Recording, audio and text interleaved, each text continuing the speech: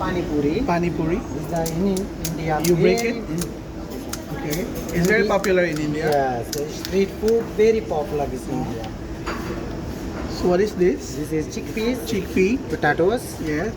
and then you can take onion, tomato, Tomato. and little bit onion. Onion. And if you don't like spicy, so Yes. just you can add mango and tamarind chutney. Ah. You can mix it. Yes. But if you like spicy, so you can use little this mint chutney and little garlic chutney. The garlic is spicy. So then finally the water you can mix well. Mm. This is the dry ginger, dry mango, some of the spice and porridge and one bite. One bite. Yes, you have to eat one bite. It's spicy? Yeah, medium. Medium. I'll try.